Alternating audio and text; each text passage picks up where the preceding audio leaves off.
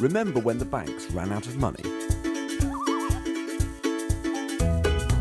Remember how they needed our support? After the financial crash, all the banks promised to clean up their act. NatWest, owned by RBS, ran an entire advertising campaign about how they were down with local communities. They even built a cricket pavilion for some kids, then spent a fortune telling us about it. At the same time, RBS and several other high street banks have been quietly investing in the companies which make cluster bombs, weapons that are supposed to have been banned by an international treaty which Britain has signed.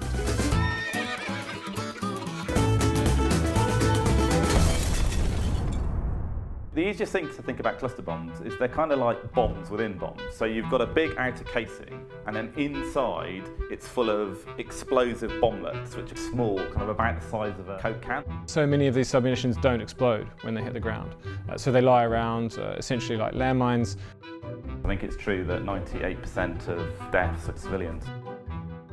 There are figures that show between a quarter and a third of casualties from cluster munitions are children. Even decades after a conflict has ended, they can still be lying on the ground.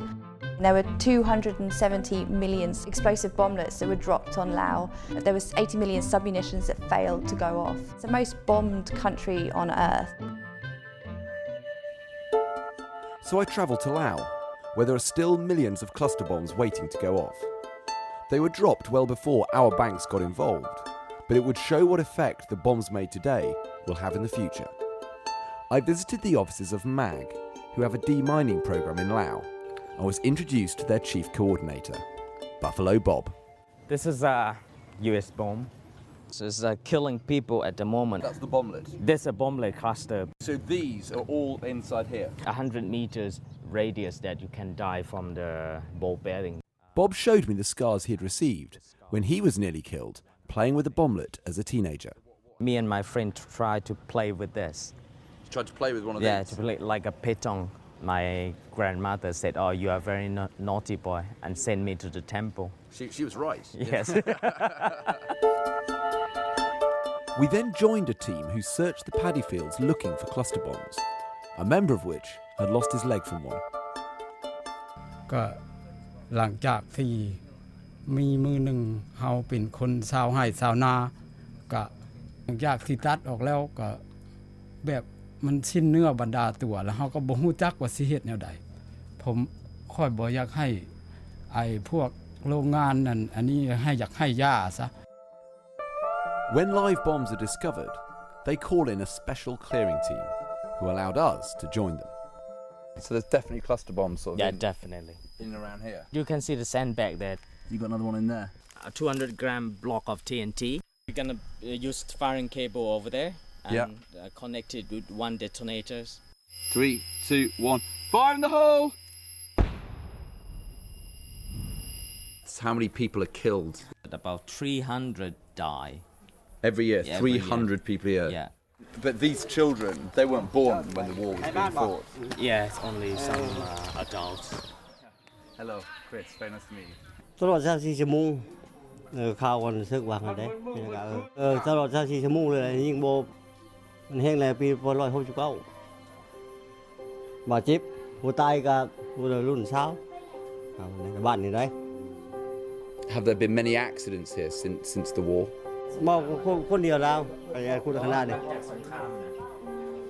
เฮาก็ลายเลยบ้านเฮาตัวนี้ก็อยากหาความช่วยเหลือจากกัน Since the bombing of Laos, the West has used cluster bombs in Yugoslavia in the 90s and in the invasion and occupation of Iraq. Most recently, they were used in 2006 when Israel carpet bombed the south of Lebanon with millions of submunitions, really only in the last 3 days of the conflict there, leaving a pretty massive legacy of contamination. The international community then came together to try to ban cluster bombs forever. In 2008, over 100 countries, including Britain, signed a treaty that banned the making of cluster munitions. It also prohibited assisting their production. Investment in a cluster munition producing company is assisting with the production of cluster munitions, because unless you have money as a company, you can't produce cluster bombs. In 2010, the government enshrined the treaty into law with cross-party support. All of that was a remarkable achievement for politicians, for governments, but I think also very much for civil society. The Act didn't prohibit investing in the companies that make cluster bombs, but assurances were given that this would soon be outlawed. Alistair Burt is the current government minister who has the power to close this loophole. There is a provision in the convention to prevent assistance being given to those who would manufacture the weapons. And we've taken the view that the indirect financing is not covered by the Act or the treaty. And if NGOs and others want to work with banks towards a voluntary code, that's entirely a matter for them. But would you support Amnesty or other NGOs in engaging with the banks on this? Well, I'd say I don't actually think there's much help we need to provide. This has effectively left a loophole in the law. Banks are now able to provide loans and other forms of financing to the companies that make the weapons.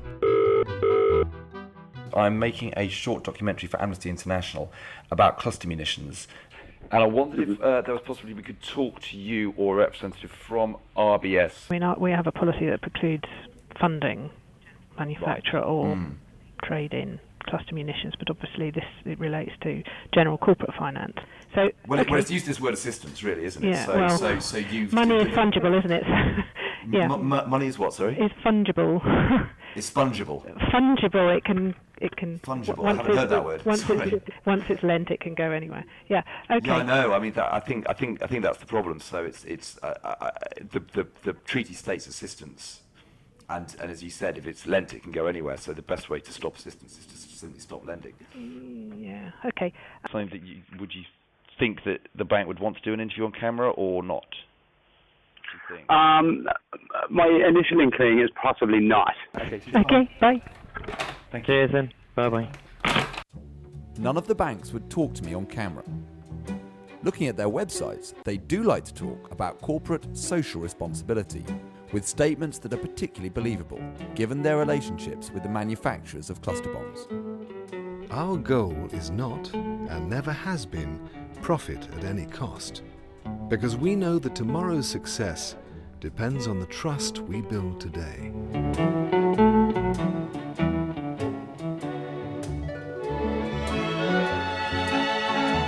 We operate in accordance with the Universal Declaration of Human Rights.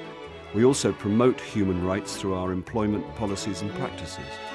We therefore expect every Barclays employee to conduct themselves according to consistently high professional and ethical standards.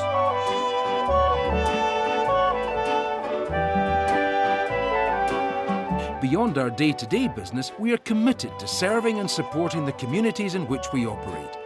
We have in place a number of initiatives to ensure that we take account of human rights in our broader sphere of influence.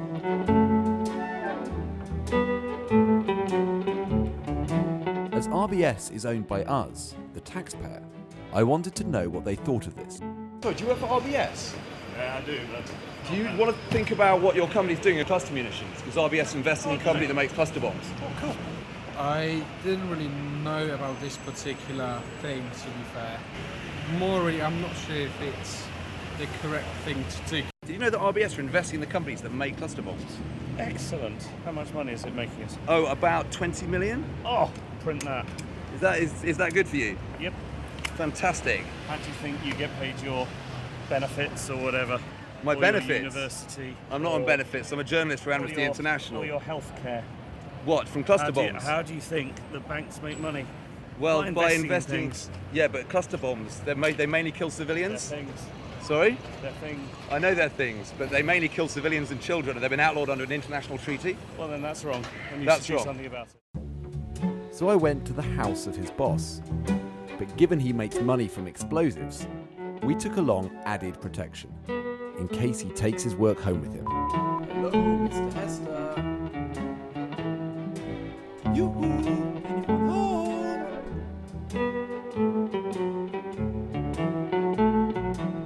No one there. Have you seen any of these men?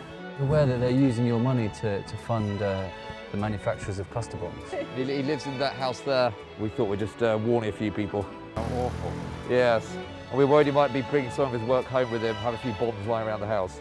Well, you're very good. Without you, where would we wouldn't feel safe. Companies that make cluster bombs are still being funded by UK banks, some of which you and I own. The UK government is doing nothing about it, despite promising us they would. They didn't want to listen to us, but you're their customers, and they have to listen to you. Go to the Amnesty website to find out ways to tell your bank to change their ways.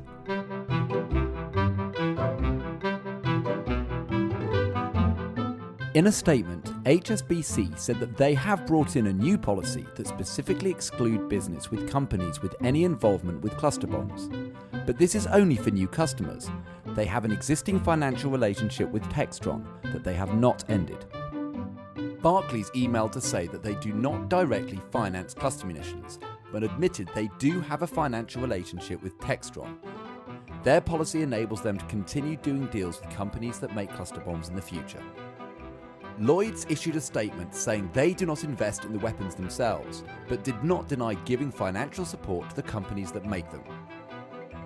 RBS emailed claiming that they do not invest in the companies that make cluster munitions, and that they do not recognise our claims. This is in spite of a number of publicly available sources that show them giving financial support to Lockheed Martin. Many banks in other countries have managed to end all their financial relationships with cluster bomb manufacturers. It's time our banks did the same.